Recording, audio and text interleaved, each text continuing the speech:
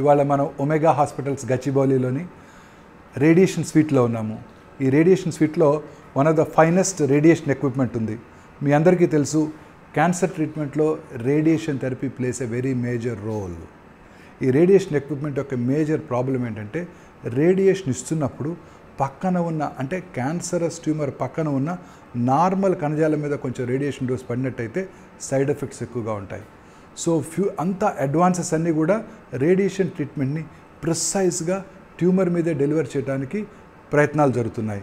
అందులో best equipment in the world Ethos, అంటే artificial intelligence powered linear యాక్సిలరేటర్ని for the first time in the country మన patients కోసం, for the benefit of the community, ఇక్కడ Omega గచ్చిబౌలిలో install చేయడం జరిగింది.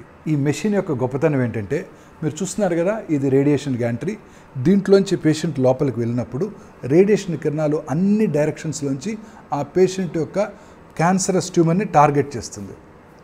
టార్గెట్ చేసేటప్పుడు రోజు ట్యూమర్ యొక్క పొజిషన్ మారవచ్చు. అంటే మన శరీరంలో యూరినరీ బ్లాడర్, ఉదాహరణకి గర్భసంచి క్యాన్సర్ ట్రీట్ చేస్తున్నాం, గర్భసంచికి ముందు యూరినరీ బ్లాడర్ ఉంటుంది, వెనకాల మలద్వారం ఉంటుంది. ఉదాహరణకి పేషెంట్ కాన్స్టిపేషన్ వచ్చింది, ఒక 4వ రోజు 5వ రోజు. ఆ కాన్స్టిపేషన్ వచ్చినప్పుడు రక్తం కొంచెం ముందుకు మూవ్ అవుతుంది, ఆ ట్రీట్మెంట్ ఇవ్వవలసిన సర్విక్స్ కూడా కొంచెం ముందుకు మూవ్ అవుతుంది.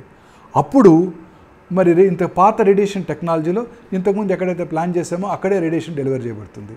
ఈ కొత్త మెషిన్లో అది చూస్తుంది, it has its own CT scan.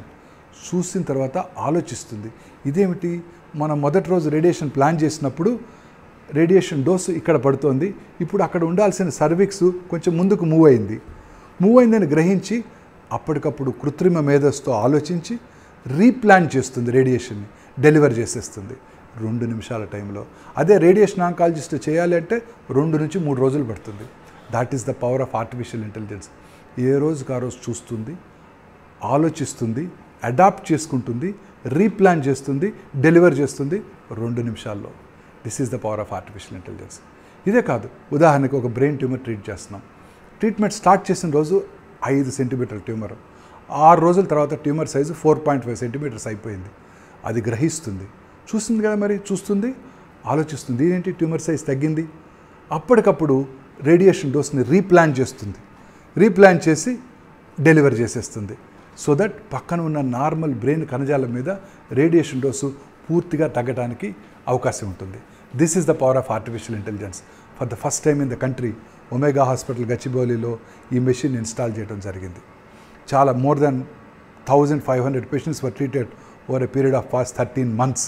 So అందరికీ ఆర్టిఫిషియల్ ఇంటెలిజెన్స్తో రేడియేషన్ ట్రీట్ చేయడం వల్ల పక్కన ఉన్న నార్మల్ కణజాలం మీద రేడియేషన్ డోస్ పూర్తిగా తగ్గిపోయి అతి తక్కువ సైడ్ ఎఫెక్ట్స్తో రేడియేషన్ డోస్ని మనం డెలివర్ చేయగలుగుతున్నాము. ప్రిసైజ్గా డోస్ అంతా కూడా ట్యూమర్ మీద పట్టడంతో క్యూర్ అయ్యే అవకాశాలు కూడా చాలా ఎక్కువగా ఉంటాయి.